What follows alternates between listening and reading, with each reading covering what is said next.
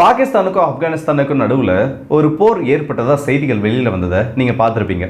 ஒரு பக்கம் பார்த்தோன்னா பாகிஸ்தான் ஆப்கானிஸ்தானை அடிச்சிட்டாங்கன்ற செய்தி, இன்னொரு பக்கம் பார்த்தோன்னா ஆப்கானிஸ்தானில் இருக்கக்கூடிய தாலிபன்ஸ் உள்ள நுழைஞ்சு பாகிஸ்தானோட ஒரு 100 வீரர்கள் வரைக்கும் கொண்டுட்டாங்கன்ற ஒரு செய்தி. அப்போ எது தான்பா உண்மை? நிறைய நியூஸ் வந்து இந்த இடத்துல சர்க்குலேட் ஆகிட்டே இருக்குது. பிரச்சனை நடந்திருக்கிறது உண்மைதான். ஆனால் அது எந்த இடத்துல ஆரம்பிச்சது, எப்படி ஆரம்பிச்சது, இந்தியாவுக்கு வந்து ஆப்கானிஸ்தானோட ஃபாரின் மினிஸ்டர் வந்து இதுக்கு பின்னாடி என்ன கனெக்ஷன்ஸ் இருக்குன்றது மோஸ்ட்டாக நம்ம டிஸ்கஸ் பண்ணல. ஏன்னா நேற்று நைட்லேருந்து இது ரொம்ப பெரிய விஷயமா போயிட்டுருக்கு. ஸோ இப்போ என்ன பண்ண போகிறோன்னா, தாலிபன்ஸ் களம் 8ல் பாகிஸ்தானை போட்டு பொழந்து எடுத்துகிட்டு இருக்காங்க. நான் சொல்கிறது உண்மை. ஏன்னா இது வரைக்கும் வந்திருக்கக்கூடிய நியூஸ் மெயினாக பார்த்தோன்னா, அங்கேருந்து வெரிஃபை பண்ணப்பட்ட நியூஸ் வந்திருக்க வரைக்கும் ஒரு 50 நபர்கள் வரைக்கும் பாகிஸ்தானியர்களை கொண்டிருக்காங்க. அதுக்கான விஷுவல் ஃபுட்டேஜஸ் இந்த இடத்துல கிடச்சிருக்கு. ஸோ இதுக்கு பின்னாடி நடந்துட்டு இருக்கக்கூடிய பிரச்சனைகள், ஒரு பக்கம் இந்தியா கிட்ட வாங்கி கட்டின பாகிஸ்தான் இப்போ அதை விட ரொம்ப மோசமாக ஆப்கானிஸ்தான் கிட்ட வாங்கி கட்டிட்டு இருக்காங்க. இது எல்லாத்த பற்றின செய்திகள் இந்த ஒரு பதிவில் பார்த்துலாம். நல்ல ஒரு வீடியோவாக இருக்க போகுது. ஸோ வாங்க வீடியோக்குள்ள போயிடலாம். நான் உங்களுக்கு இதுதான் புக்ஷன் டிபி ட்ரெண்டிங்ஸ்.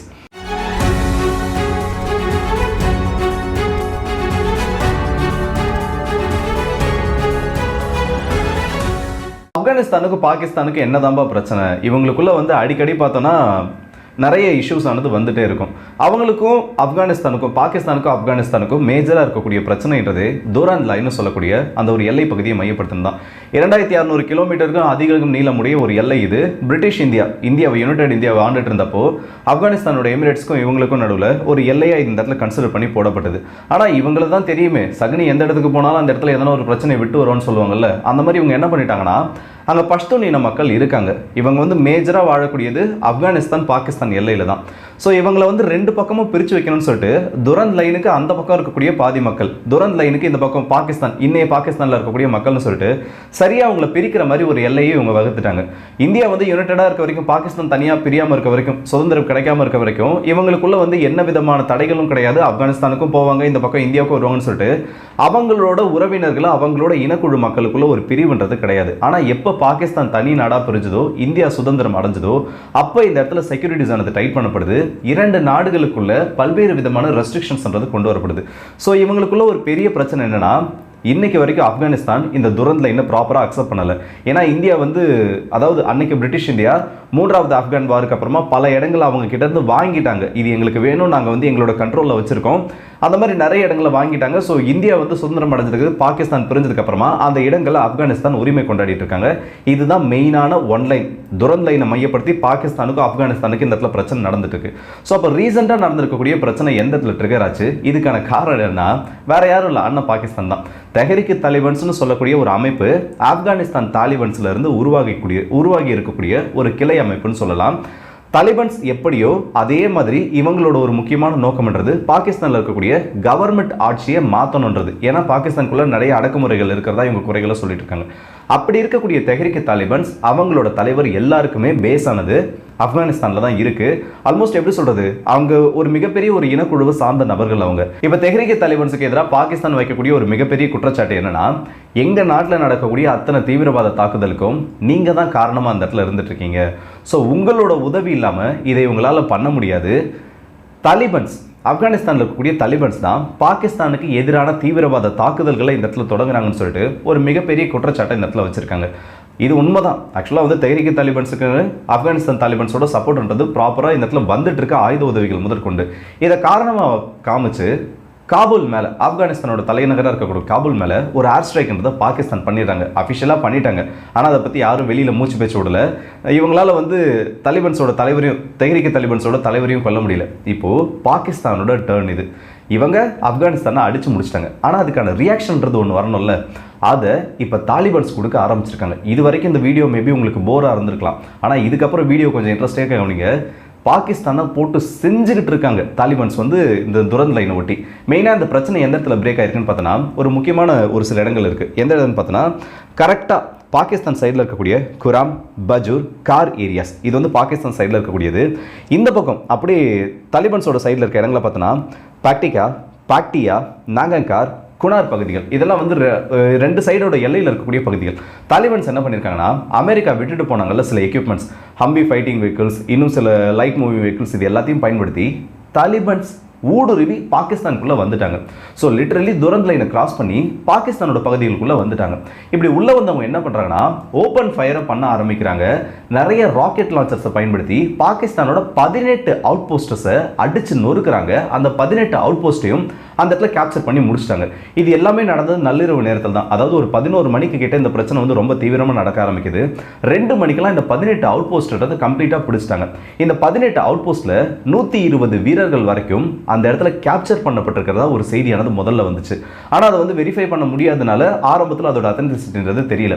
20 நபர்கள் இறந்துட்டாங்க, முதல்ல 15 நபர்கள் இறந்துட்டாங்கன்னு செய்தி, அப்புறமா 19, 20, 25, இப்போ கடைசியாக வந்து 58 நபர்கள் இறந்திருக்காங்க. அந்த 58 நபர்கள் இறந்திருக்கிறதுக்கான ஃபுட்டேஜஸை தாலிபான்ஸ் ரிலீஸ் பண்ணியிருக்காங்க. இரவு நேரத்தில் எடுக்கப்பட்ட புகைப்படங்கள், அந்த இடத்துல அத்தனை காட்சிகளும் பதிவாயிருக்கு. குறைஞ்சது ஒரு 58 நபர்களாவது இறந்திருக்காங்கன்னு சொல்லக்கூடிய அளவுக்கு கன்ஃபார்ம் பண்ற அளவுக்கு ஃபுட்டேஜஸ் ஆனது இருக்கு. ஆனா இதுல பிரச்சனை என்னன்னா பாகிஸ்தான் பக்கம் தான். பாகிஸ்தானோட நிறைய வீரர்கள் அந்த இடத்துல சரண்டர் ஆகுறாங்க. அந்த அவுட் போஸ்ட்டை அடிக்கிறப்பவே அவங்களோட ஆயுதங்களை கீழே போட்டுட்டு அவங்க சரண்டர் ஆகக்கூடிய வீடியோஸ் ஆனது இருக்கு. இதை வந்து பாகிஸ்தான் நம்ம ஓப்பனா பிளேமும் பண்ணிட முடியாது. நீங்கள் வந்து ஈஸியாக சரண்டர் ஆகிடுறீங்க, நீங்கள் வந்து தாலிபான் சேர்த்து போராடலன்னு சொல்லிட்டு இவங்களுக்குள்ள அந்த இனக்குழு சம்மந்தப்பட்ட பிரச்சனைகள் இருக்குது. அந்த இடத்துல இருக்கக்கூடிய பார்டர் கார்ட்ஸ் நிறைய பேருக்கு ஆப்கானிஸ்தானுக்கு ஆதரவாக இருக்காங்க, அதே இனக்குழுவை சார்ந்தவங்களாக இருக்காங்க. அப்படி இருக்கவங்களா நமக்கு எந்த பிரச்சனையும் தேவையில்லை, நம்மளோட இன மக்கள் அண்ணன் இருக்காங்கன்னு சொல்லிட்டு நம்ம எதுக்கு நமக்கு சப்போர்ட் பண்ணாத ராணுவத்துக்காக போராடணும்னு அந்த இடத்துல ஆயுதங்களை கீழே போடுறாங்க. இது வந்து கேட்கறதுக்கு நல்லா இருக்கலாம், ஆனால் மாரல் வைஸ் பார்த்தோன்னா ஒரு நாட்டோட ராணுவம்ன்றது இந்த மாதிரி சரண் எடுத்து தப்பு. ஒன்று நீங்கள் சண்டை போடணும், அப்படி இல்லையா நீங்கள் அந்த வேலையை விட்டு போயிடணும். அது பாகிஸ்தானாவே இருந்தாலும் நம்ம இருக்கிற அந்த நாட்டோட அந்த ஒரு பொறுப்பை விட்டுட்டு இந்த இடத்துல அந்த நாட்டுக்கு எப்படி சொல்றது ஆதரவாக செயல்படுறதுன்றது தப்பு. இது எந்த நாட்டாக இருந்தாலும் பொருந்தும். ஆனால் பாகிஸ்தான் ராணுவத்தில் இருக்கக்கூடிய நபர்கள் என்னன்னா அந்த இடத்துல சண்டை போடல, மோஸ்ட் ஆஃப் த நபர்கள் சரணடைஞ்சிட்டாங்க. இப்படி சரணடைஞ்சவங்களோட எண்ணிக்கை மட்டும் ஒரு 100க்கும் அதிகமாக 120, 130 வரைக்கும் இருக்கலாம்னு சொல்றாங்க. இதுக்கான எல்லா ஃபுட்டேஜஸும் தாலிபான்ஸ் இப்போ ரிலீஸ் பண்ணியிருக்காங்க. ஸோ இப்போ பிரச்சனை இந்த அளவுக்கு போயிட்டு இருக்கு. பாகிஸ்தான் என்ன பண்ணியிருக்கணும்? ஒன்று அவங்களுக்கு எதிரான ஏர் ஸ்ட்ரைக்ஸ்ன்றது திரும்பவும் பண்ணியிருக்கணும், அப்படி இல்லையா அந்த இடத்துல நின்று சண்டை போட்டிருக்கணும். அவங்களோட வீரர்கள் சண்டை போடலை, இது பாகிஸ்தானுக்கு நல்லா தெரியும். அண்ட் அது மட்டும் இல்லாமல் இவங்க பண்ண ஸ்ட்ரைக்கோட ரியாக்ஷனாக இது வந்திருக்கின்றதுனால பெருசாக எந்த ஒரு செய்தியும் இவங்க வெளியில் வர முடியல. எப்படி பார்த்தாலும் பாகிஸ்தானுக்கு இதில் இழப்புகள் அதிகம். முதல் ஸ்டேட்மெண்ட் பாகிஸ்தானோட டிஃபென்ஸ் மினிஸ்ட்ரி கிட்ட இருந்து வருது. நீங்கள் பாருங்கள், ஆப்கானிஸ்தான் நீங்கள் உங்களோட லிமிட்டில் இருந்துங்க, நீங்கள் இதே மாதிரி வந்து திரும்ப திரும்ப இந்த மாதிரி எங்களோட பார்டரை கிராஸ் பண்ணி உள்ளே வந்து அடிச்சிட்டு இருக்கீங்க, இல்லை பார்டர் கிராசிங் இந்த இடத்துல பண்ணணும்னு நினச்சிங்கன்னா உங்களுக்கு ஃபிட்டிங் ரிப்ளைன்றது கொடுக்கப்படும், ஹெவியர் ரெஸ்பான்ஸ்ன்றதை நீங்கள் வாங்குவீங்கன்னு சொல்லிட்டு ஒரு ஸ்டேட்மெண்ட்டை வெளியிடுறாங்க. ஆனால் களத்தில் நடக்கக்கூடிய நிகழ்வு கம்ப்ளீட்டாக அவங்களுக்கு ஆப்போசிட்டாக அந்த இடத்துல இருந்திருக்கு. இதுக்கு நடுவில் மேஜரான ஒரு விஷயம் என்ன ஆயிடுச்சுன்னா, ஃபாரின் மினிஸ்டர் இந்தியாவுக்கு வந்திருந்தார்ல, ஒரே போடா பாகிஸ்தான் ஆக்குபைட் காஷ்மீர் ஒட்டுமொத்த பகுதிகளும் இந்தியா கிட்ட இருந்து எந்தெந்த பகுதிகள் பாகிஸ்தானோட கண்ட்ரோலில் இருக்கோ அது மொத்தமும் இந்தியாவோட ஒருங்கிணைந்த பகுதிகள்னு சொல்லிட்டு ஒரு பெரிய குண்டை தூக்கி போட்டுட்டாரு. ஏற்கனவே அடி வாங்கிட்டு இருக்க பாகிஸ்தானுக்கு இது தலை மேலே இடி விழுந்த கதையாக மாறிடுச்சு. என்னடா நம்ம வளர்த்த கடை நம்ம நெஞ்சு மேலேயே பாயுதேன்னு நம்ம சப்போர்ட் பண்ண தாலிபான்ஸே இப்படி நமக்கு எதிராக திரும்புறாங்களேன்னு சொல்லிட்டு புலம்ப ஆரம்பிச்சிட்டாங்க. இதுக்கு அடுத்து ஒரு ஸ்டேட்மெண்ட் ஆனது வருது, இந்த மாதிரி தாலிபான்ஸ் வந்து தனியாக செயல்படலை, இந்தியா வந்து அவங்களுக்கு தேவையான உதவிகளை பண்ணிட்டு இருக்காங்க, ராவோட உதவியோட தான் இவங்க பாகிஸ்தானுக்குள்ள நுழைஞ்சு அடிச்சிட்டு இருக்காங்க. ஸோ பாகிஸ்தானுக்குள்ள நடக்கக்கூடிய தாக்குதல்களுக்கு இந்தியா ஒரு காரணமா இருக்காங்கன்னு சொல்லிட்டு இந்தியாவோட ரா பக்கம் அப்படியே நேக்கா திரும்ப ஆரம்பிச்சாங்க. அது சரி, ரா உதவிகள் பண்ணுது, ஏதோ பண்ணுது, உங்ககிட்ட ப்ராப்பரான எவிடன்ஸ் எதனா இருக்கா? இல்ல தாலிபான்ஸுக்கு நாங்கள் எதனா பேஸை செட் பண்ணி நீங்கள் காஷ்மீரில் பண்ணுற மாதிரி நாங்கள் எதனா பண்ணிட்டு இருக்கோம்னா எதுவுமே கிடையாது. அடி வாங்கிட்டான், கீழே விழுந்துட்டான், ஆனால் அதை ஒத்துக்கிற மனப்பான்மைன்றது இவங்க கிட்ட கிடையாது. இன்கேஸ் இன்னமும் உங்களுக்கு யாருக்குன்னா டவுட்டாக இருக்குன்னு வைங்க, தாலிபான்ஸ் வந்து பாகிஸ்தான் அடிக்கலை, இந்த இடத்துல காமிக்கக்கூடிய கவுண்ட்ஸ் எல்லாமே வந்து ஃபேக்காக காமிக்கப்படுதுன்னு சொல்லிட்டு மொஷன் நக்வி இருக்கார்ல, இன்டீரியர் மினிஸ்டர், சமீபத்தில் கூட ஏஷியா கப்பை தூக்கின்னு ஓடினார் ஒருத்தர், அவர் ஒரு ட்வீட்டை இந்த இடத்துல போட்டிருக்காரு. என்னன்னா வந்து இந்தியாவுக்கு நாங்கள் கொடுத்த மாதிரியே ஒரு ரிப்ளையை கூடிய சீக்கிரத்தில் ஆப்கானிஸ்தானுக்கும் கொடுப்போம். ஒரு நிமிஷம் ரிப்ளை கொடுக்க போறியா? அப்போ நீ அடி வாங்கியிருக்க, அடி வாங்கியிருக்காங்கன்றது தெளிவாக கன்ஃபார்ம் ஆயிடுச்சு. இந்நேரத்துக்கு அதை எப்படியெல்லாம் கவர் அப் பண்ணலாம், இங்கேருந்து வரக்கூடிய நியூஸை எப்படியெல்லாம் சப்ரஸ் பண்ணலாம்னு சொல்லிட்டு இவங்க நேரத்துக்கு அதுக்கான ஸ்கிரிப்டை ரெடி பண்ண ஆரம்பிச்சிருக்காங்க. சொல்ல முடியாதுங்க, கூடிய சீக்கிரத்தில் பாகிஸ்தான் கிட்ட இருந்து ஒரு அறிவிப்பு வரும், to the world we are announcing we downed 5 Rafale jets, இல்லை ஒரு 7 ரஃபேல் ஜெட்ஸ். ஏன்னா அவங்களுக்கு அதுதான் lucky number. 5 Rafale jets of Afghanistan air force சொன்னாலும் சொல்லுவாங்க, சொல்கிறதுக்கு வாய்ப்புகள் இருக்குது. ஆனால் அதுக்கு முன்னாடி ஒரு விஷயத்தை நல்லா ஞாபகப்படுத்துக்கணும், நம்ம சைடில் இருந்தாலும் நம்ம ஞாபகப்படுத்துவோம், ஆப்கானிஸ்தான் கிட்ட ரஃபேல் ஜெட்ஸ்ன்றது கிடையாது. ஸ்கிரிப்டில் சின்ன ஒரு சேஞ்சஸை பண்ணி வேறு ஏதாச்சும் டவுன் பண்ணிட்டோன்னு சொல்லுங்கள். இங்கே இந்தியா கிட்ட சொன்ன மாதிரி இந்த ஸ்கிரிப்டே தூக்கிட்டு போய் அந்த இடத்துலையும் சொல்லாதீங்க. அண்ட் எல்லாத்தோட ரொம்ப முக்கியமான ஒரு விஷயம் என்னென்னா, இவங்க சரண்டர் ஆனாங்கல்ல, சரண்டரான அத்தனை வீரர்களும் இப்போ ஆப்கானிஸ்தானுக்குள்ளே கொண்டு போகப்பட்டிருக்காங்க. இதுக்கப்புறம் அவங்கள திரும்ப பாகிஸ்தான் மீட்கணும்னா பேச்சுவார்த்தைகள் நடத்தி மட்டும்தான் மீட்க முடியும்.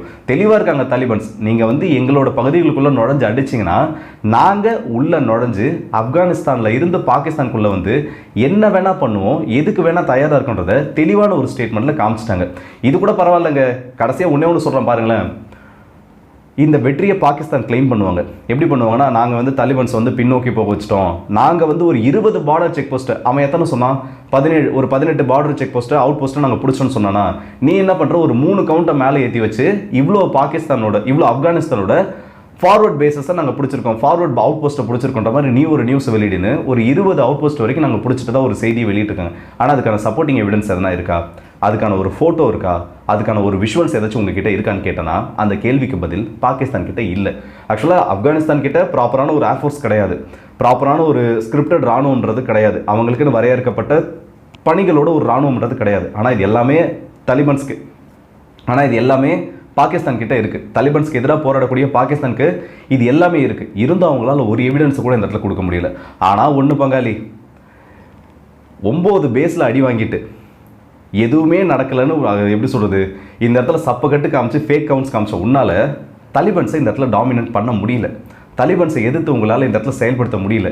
இந்த வெற்றியை நீங்கள் கிளைம் பண்ணுறீங்கன்னா எப்படி சொல்கிறது, இந்தியாவாவது பரவாயில்ல, ஏதோ ஒரு பிரச்சனை நடந்தது, நீங்கள் வந்து இத்தனை பேஸில் அடி வாங்கிட்டீங்க, அந்த அளவுக்கு ஓகே, ரெண்டு பேர்கிட்டயும் நியூக்ளியர் வெப்பன்ஸ் இருக்குது, இந்தியா கிட்ட அடி வாங்கினது கூட பரவாயில்ல, போய் தாலிபான்ஸ் கிட்ட அடி வாங்கிட்டு இருக்கீங்களா, இதை நான் என்னென்னு சொல்கிறது. அதாவது ஒரு சிம்பிளாக ஒன்று சொல்கிறேன், வினை விதைத்தவன் வினை அறுப்பான். அது பாகிஸ்தானுக்கு தெளிவான ஒரு விஷயமா நடந்துட்டு இருக்கு. தீவிரவாதத்தை ஊக்குவிக்கிற எந்த ஒரு நாடும் இல்லை, தீவிரவாதத்தை இந்த இடத்துல செயல்படுத்திட்டு இருக்கக்கூடிய எந்த ஒரு நாடும் அதே தீவிரவாதத்தில் தான் இந்த இடத்துல அழியும். அதுதான் இப்போ பாகிஸ்தானுக்கும் நடந்துட்டு இருக்கு. ஸோ இப்போ இந்தியா பண்ண வேண்டிய விஷயம் என்னன்னா, முடிஞ்சால் உங்களால் வெப்பன்ஸை கொடுத்து ஆப்கானிஸ்தானை பலப்படுத்துங்க. அதுலேயும் கொஞ்சம் சேஃபாக இருக்க வேண்டிய கட்டாயமும் இருக்குது. ஏன்னா வெப்பன்ஸ் எதுவுமே இல்லாதப்பவே பாகிஸ்தானை போட்டு இந்த போல பொழந்துட்டு இருக்காங்க.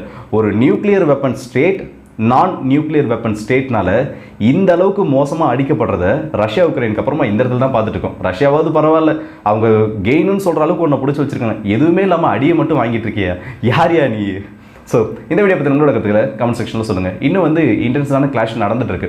ஃபட்டா மிசைல்ஸ் எல்லாம் இவங்க லான்ச் பண்ணி அது மிஸ்ஃபயர் ஆன மாதிரி அவங்களோட பகுதிகளுக்குள்ளேயே விழுந்த மாதிரி சில நியூஸ் ஆனது வந்திருக்கு. ஸோ இதை பற்றி அடுத்த வீடியோஸில் நான் உங்களை வந்து பார்க்குறேன். மெயினாக இதில் வந்து என்னால் ஃபோட்டோஸை ஆட் பண்ண முடியல, ஏன்னா இது கம்ப்ளீட்டாக சென்சிட்டிவான கண்டென்ட். இத்தனை பேர் கிட்னாப் பண்ணிட்டாங்க, இத்தனை பேர் இறந்துருக்காங்கன்றப்போ இது 2வது வீடியோ நான் ஷூட் பண்ணியிருக்குது. பண்ண வீடியோவை பப்ளிஷ் பண்ண முடியல, ஏன்னா அதுக்கு ஸ்ட்ரைக்ன்றது வந்துருச்சு, இன்னும் நிறைய சென்சிட்டிவான விஷயங்களை பேசுனால. ஸோ அத்தனையும் கிராப் பண்ணிவிட்டு ஒரு அவசரத்துக்கு ஒரு வீடியோவை நான் இதை பேசியிருக்கேன். ஸோ முடிஞ்ச அளவுக்கு அடுத்த வீடியோஸ் நான் ஃபோட்டோஸ் ஆட் பண்ணுறேன். அண்ட் இந்த வீடியோ பற்றி உங்களோட கருத்துக்களை கமெண்ட் செக்ஷன் சொல்லுங்கள். எந்த விதமான சப்போர்ட்டும் இல்லாதப்பவே தாலிபான்ஸ், தெஹ்ரிக் தாலிபான்ஸ் பாகிஸ்தானை ரவுண்டு கட்டி அடிச்சிட்டு இருக்காங்க. அவங்களுக்கு கொஞ்சோண்டு சப்போர்ட் பண்ணோன்னா பாகிஸ்தானை இருந்த இடம் தெரியாமல் மாற்றிடுவாங்க. இதை பற்றி நீங்கள் என்ன நினைக்கிறீங்கன்னு மறக்காம கமெண்ட்ஸில் சொல்லுங்கள். ஸோ அடுத்த வீடியோஸ் இருக்கும். அது விடுபடுது உங்கள் எல்லாருக்கே.